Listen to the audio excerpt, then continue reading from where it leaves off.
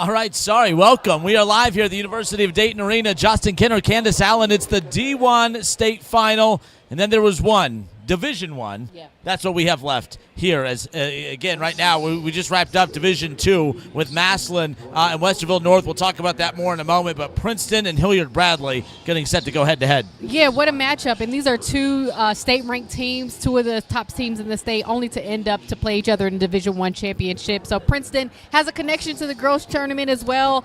They made it to the state final game, but hopefully a bit better luck to go up against this Hilliard-Bradley team, who had to go through a really, really tough Pickerington Central team just a day ago. So they have to drum up some energy somehow to be able to compete in the championship final tonight. Yeah, when you and I were here at UD Arena last night following the action, I know you and I, we had the score for that Pick Central Hilliard-Bradley game, and we were kind of surprised. We thought that game was heading to overtime. Right, we did. But it was a tip-in by Jayden Reed Davis that got them the lead. And overtime seems to be the common theme in the boys tournament. So I wouldn't have minded yesterday, but that's what Hilliard-Bradley needed to get to this championship game.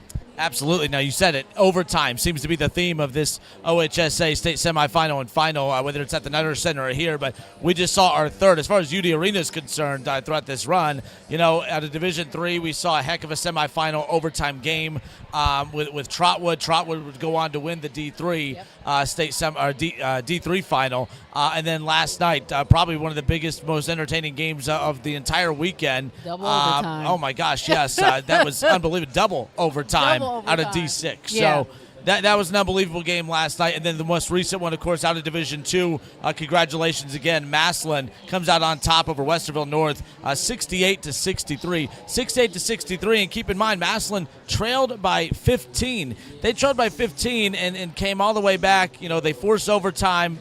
And, of course, they find a way to get it done in OT. Yeah, that third quarter is one to if I was a coach, a player, anything, it's to watch that third quarter. Westerville North gets out to a 15-point lead.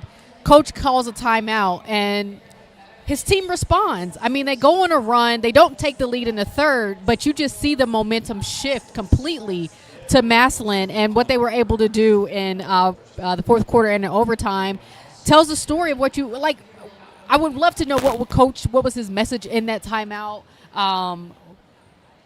Perfect timing. Yeah. But the response from them after, like you said, getting down 15 and be able to run away with it towards the end of that overtime. But, a lot was left on the table by Westerville North, I'm sorry. I don't have the direct numbers in front of me, but they shot 18% from the three-point line, left about 10 free throws, missed.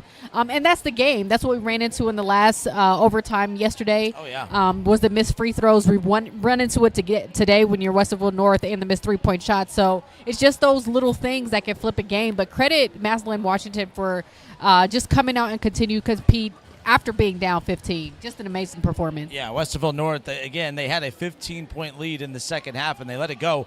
Now, they as far as defense goes, I mean, they forced 22 turnovers. That's what's very impressive about what Massillon was able to do, the fact that they were able to win this state championship in overtime out of D2 while turning the ball over 22 times. But when you look at what Westerville North did, and they really struggled, they took 28 three-pointers, but they only knocked down 4. Yeah. 4 of 28 from behind the three-point line, and then the 10 missed free throws on top of it.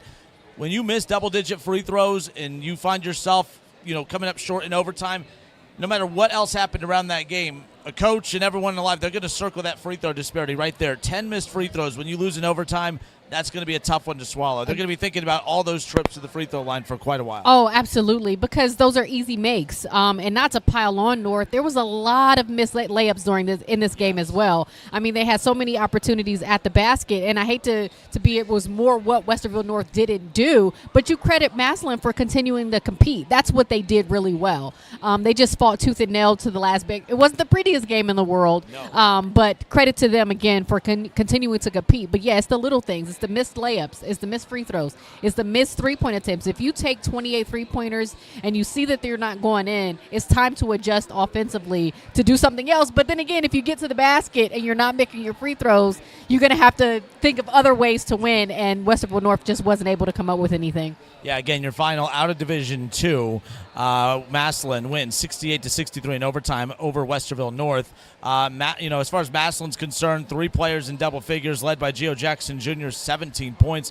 He was 8 of 11 from the floor, a very efficient night. He did get to the free throw line 4 times. He was 1 of 4 from there. But the 17 points, the 9 rebounds, he had an assist on the night, but just the efficient shooting, 8 of 11 from the floor. Yeah, and he was really the catalyst during that comeback in the third quarter going into the fourth quarter. It was him finishing at the rim. That was the testament. And like you said, those other 2 players, JC, he came and played really well down the stretch as well, especially when they had a player go out with injury towards that overtime. They didn't have their point guard. So, again, credit this team for competing. I mean, that's what you need to do when you want to win a state championship. Yeah, a shorter bench tonight for Massillon Washington. They did lose that player, as you talked about. Only played 7. But we talked about, of course, Gio Jackson Jr., 17 points, very efficient to go along with his 9 rebounds. But between Thigpen and Williams, for them to go 11 of 23 from the floor, 30 combined points, it was enough to get the job done. You talked about it wasn't a pretty game. It was not. I mean, you talk about the 22 turnovers from Massillon, who ultimately won the game, 14 turnovers, 36 turnovers combined between both teams. But for those of you who watched it or listened to it on the radio, I mean, my goodness, the pace and tempo of that game, they're still winded. I'm winded from watching the pace was incredible. I mean, maybe that's the story of why everything was a bit helter-skelter, is at the speed at which these players were playing at. But it took the team who was able to compete at their pace. And I think Massillon, after they start building or climbing back into that lead, they played them within their flow and Russellville North didn't find any defensive, maneuvering to kind of stop them, to get them all helter-skelter once again. So, again, credit Massillon for being able just to continue to do what they do. But I think they were able to find their groove, especially in that fourth quarter and overtime. It seemed like they carried the momentum, and Westerville North couldn't come up. I'm Justin Kenner. She's Candace Allen. We're with you live here at the University of Dayton Arena. It's our 2026 OHSAA Division I Boys Basketball State Final preview, as we're about to see Hilliard Bradley take on Princeton. And we have a tip-off coming up for you at 3:30. So Candace and I, we're going to step away for a quick moment. There have been 6 division champions crowned. We have 1 more to go, Division I. But with all the games that have been played between the semifinals and finals, the Nutter Center, here at UD Arena, Candace and I, we're going to give you our favorite game. What's our favorite game, most memorable game of the weekend? Plus, we'll recap all 6 division championships leading up to this one. We'll be right back.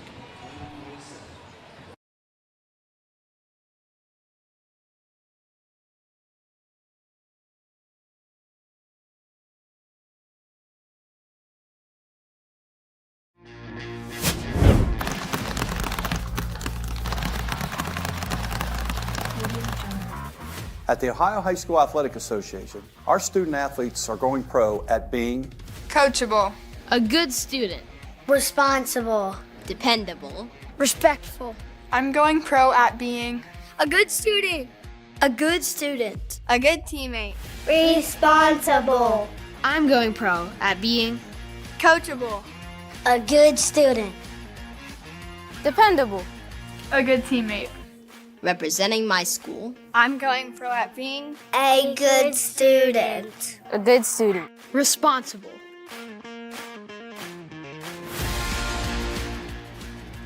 Let's go pro at respecting the game. Respect the game. respect the game, respect the game, Respect the game. respect the game.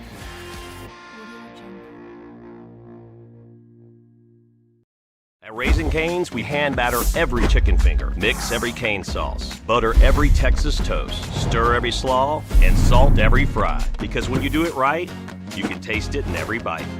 Raising Cane's chicken fingers, one love.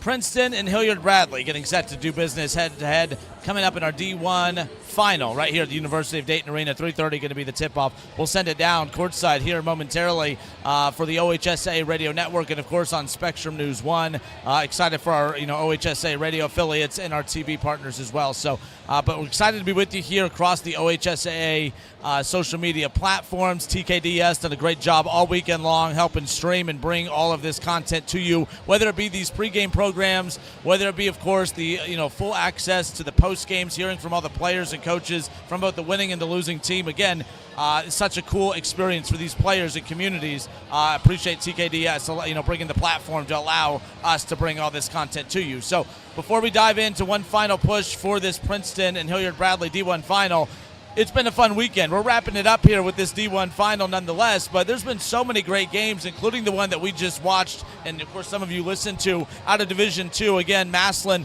comes out on top 68-63 over Westerville North. They trailed by 15. They turned the ball over 22 times, but they still found a way to get it done and get the win in overtime. That was one of 3 overtime games, Candace, that we have seen here at University of Dayton Arena throughout this semifinal and finals run. We saw Trotwood out of D3, with I guess an overtime forcing shot, a tying shot as regulation expired, which this place was electric for that. The double overtime game last night, this overtime game today. It doesn't have to be an overtime game, but of all the games that we've seen and been a part of, Candace, which game is the most memorable for you as we're sitting here right now? The one you didn't mention so far is the D7 championship game.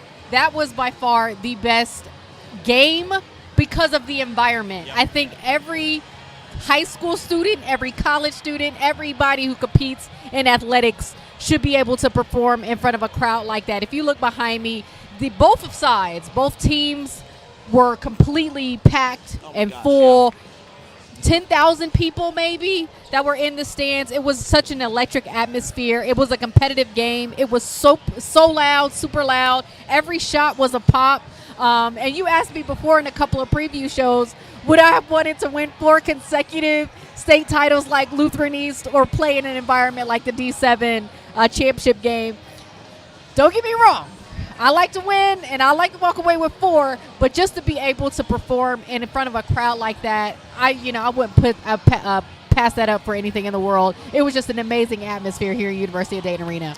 No, and I'm glad you said that because I had that at the top of my list as well because of the environment. Because, by the way, that's one of the big reasons why this tournament expanded from 4 divisions to 7 was to be able to provide more opportunities for student athletes, for coaches, and most importantly, well, I shouldn't say most importantly, but part of the list is communities. And I thought that D7 final checked off all those boxes. In recent years, that Kalida-Delphus St. John's Division 7 final would have been a regional semifinal or final. That crowd would have been held at a regional location, which is totally fine. But then when you get to this spot, you don't normally get those crowds.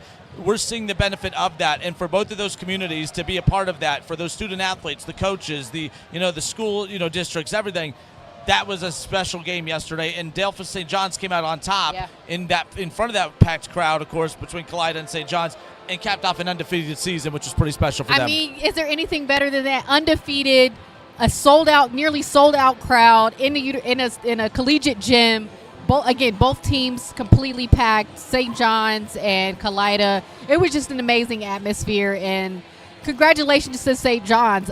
The entire community looks like they were here and they fit inside the University of Dayton Arena, but just a wonderful atmosphere. Granted, we did have the opportunity to sit and watch a double overtime game last night and how exciting that was. But I give the slight edge to the crowd that was here for Division 7. And that's fair. And if you're just joining us, we're kind of sharing our favorite game moment memory from this 2026 OHSAA Boys Basketball State Tournament. She picked the Division 7, just the matchup because of the experience. It was a great game on top of that, but Delphus capped off an undefeated championship season, of course. For me, you just touched on it, the double overtime game, the final out of Division 6 between Berlin Highland and Marion Local. Berlin Highland coming into that game, of course, was one of the best defensive teams, regardless of division, in the entire state. 10 different times they had held opponents to under 30 points, and with the way that game was flowing early, I thought it was about to be number 11. Right. Berlin Highland was phenomenal, and they came out on top last night, 54-51, in double overtime over Marion Local. But I want to give Marion Local a lot of shout-outs as well because they hit clutch shot after clutch shot. Clutch. And I thought Marion Local, I think if you look at all the matchups, that was a great game out of D2 we just saw. I don't think those two teams were evenly matched. I think last night's Berlin Highland Marion Local game, that might be the most evenly matched final or game in general that we saw all weekend between here and the Nutter Center. You're absolutely right. Both teams were evenly matched. You really couldn't tell which team would come out on top, but and again, it looked like Marion Local, after the run they kind of got on, especially in overtime, in the fourth quarter and the first overtime, they were just hitting big shot after big shot after big shot. But for me, again, it's the little things. The story with Marion Local was they went, I believe, 10 for 25 or 10 for 23 from the free throw line, 10 for 25. And that's the state title right there. I mean, you're right in the game with Berlin Highland. You're competing at a high level. both teams going up, but it's just that one category that changes the game. And for them, as well as they competed, that's the state title, was just the free throws. Yeah, Berlin Highland did a good job on their end of taking care of the basketball. Only 8 turnovers compared to 17 turnovers for Marion Local last night. But yeah, that D6 final going to be my favorite because of the double overtime. The crowds were great. The playmaking ability on the floor, the clutch shooting outside of the free throw line, of course, as you mentioned, and then of course the drama towards the end because Marion, it was a physical game. I felt like I joked. I remember at halftime saying, "Welcome to our D6 state football title game here," because of how physical it was. But unfortunately for Marion Local, their star player and Grant Kramer, I shouldn't say their star player, but one of their star players, their best 3-point shooter, who was 5 of 11 from 3. He had 22 points. He fouled out. Marion Local had a chance to take a 3 late to tie it and win the game in overtime. And they had no 3-point shooting on the floor. So that's kind of where it ended. But yeah, the final out of D6 last night, Berlin Highland 54, Marion Local 31. D2, of course, we just talked about. One more time, your final there. Massillon, Washington, 68. Westerville North, 63. They win that one in overtime. Division 5, what we tipped off with yesterday, you talked about it, Lutheran East. It was not an exciting game. It was not a fun game, but it was a very cool moment because they take care of business against Columbus Academy. Columbus Academy was in pursuit of their first state championship ever, but it was a record-setting day. Lutheran East becomes the first team in the history of the boys tournament to go to win 4 straight state championships. And the team, I've been calling it the DNA of the program, and Lutheran East just built something within their team. If you look at a lot of these schedules on all of these teams that got to the state finals, they have Lutheran East on their schedule, and Lutheran East has a lot of wins against a lot of these schools, but they're just built in. They prepare to get here to the state. They prepare their players to be able to compete in a multitude of different ways. They can play you up-tempo. They can play you when you slow the game down. They can play a defensive game, an offensive game. It doesn't matter. They're just so well coached. They compete extraordinarily well. As long to merge that and marriage that with their physicality, their athleticism, their intelligence. I mean, it's just a testament to the program that they were able to build over at Lutheran East. Absolutely. Again, 4 straight state championships for Lutheran East. Never been done.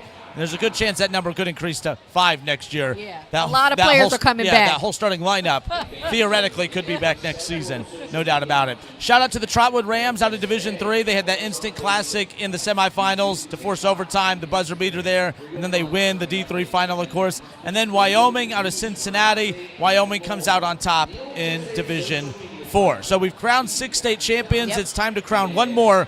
Candace Allen, Justin Kinner, we're going to give you our final thoughts on this D1 matchup as Princeton gets set to take on Hilliard Bradley. We'll be right back.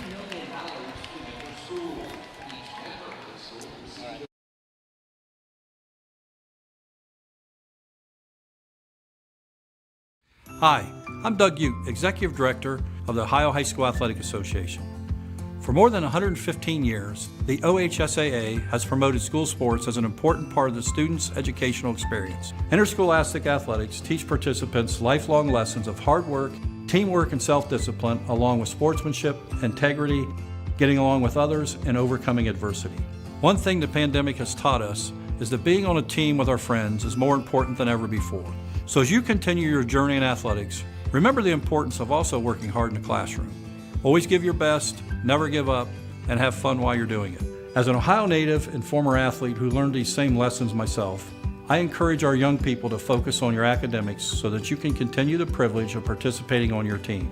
After all, the lessons that school sports teach us today will prepare you for the wins. You our pregame coverage and postgame comments throughout the weekend, but we're wrapping it up in D1. We gave you our favorite games of the week. We recapped divisions 1 through 6, 2 through 6, and now we're about to crown a D1 champion. Again, Hilliard Bradley, as you look at this situation here, heading into this, they're led by head coach Brett Norris. He's been doing this a while. And the best player in their team is his son. And it might be the best of all his sons, who quite a few of those have all played D1 college basketball. One of those, Keaton Norris, I'm very familiar with. He played some time at Wright State for a bit. So, yes, very talented basketball family, very talented coach, very talented program. Hilliard Bradley looking for their first ever state championship. Yeah, you mentioned the son. Again, another storyline of the boys state tournament. There's a lot of father-son coaching duos. The Elwer, shout out to them. There's about 4 or 5 of them on that team. But yeah, Kipton Norris had 20.6 boards against Pickerington Central, came up really, really big, and he's their go-to player. So I have an opportunity for Coach to be able to win a state title, their first state title with your son as one of the best players. It's just incredible for them. They led them to 4th in the state this year, regardless of a division. So they should be on a good run here to compete against Princeton. Yeah, I know back in 2022, Coach Norris, him and his wife had a tough decision to make because Keaton Norris in Wright State was in the NCAA tournament, and his other son with Loyola, they were in the NCAA tournament that year. I think it's safe to say it's a basketball family. Right. And by the way, offensive-minded team, but very good defensively. 4 of their top players all have 30 or more steals. I mean, they're a heck of a defensive team as far as that's concerned. Yeah, a heck of a team, and that defense have led them to 15 wins in a row, and we'll see if they can get 16. They average about 58 points a game and keep their opponents low scoring too, 40 points. And that's what we've seen too throughout this state tournament is that we haven't really seen a lot of 80-point games when it gets to the state final. It's been some knockout, drag-out fights, and it's going to be which defense is going to be able to maintain that level throughout 4 quarters and keep teams right at that 40-point level. And if you're able to do that, you potentially can win. Well, defense, that's going to be the focus for, of course, Hilliard Bradley, but who's that defense going to be focused on? Princeton, pretty talented offensive unit coming in. I mean, Princeton, again, 4 players had double figures against their win in St. Edward. Wasn't the closest game. They win that 77-51. Rodney Santiago Lugo, he's headed over to Finland. He had 28 points and 3 assists. So that's the kind of scoring that comes in. But I hate to mention points in this kind of arena because once people get into a state title game, that rim gets real tight. So it's going to be seeing which individual, especially on Princeton, with the pressure that they're probably under. They're 24-3 on the season. Who's going to be able to make shots? I know that was the big story with the girls' tournament is offensively who could convert. So it's how is Princeton going to be able to handle this Hilliard Bradley defense?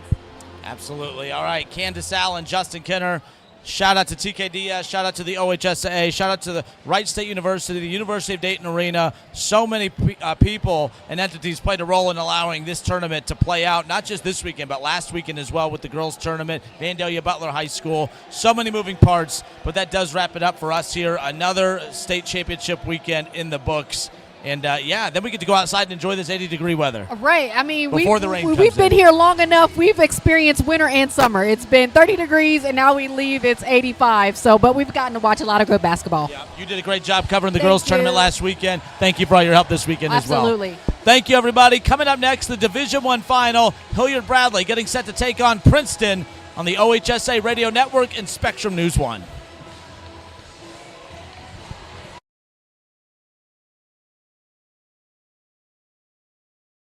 At Raising Cane's, we hand batter every chicken finger, mix every cane sauce, butter every Texas toast, stir every slaw, and salt every fry. Because when you do it right, you can taste it in every bite. Raising Cane's chicken fingers, one love.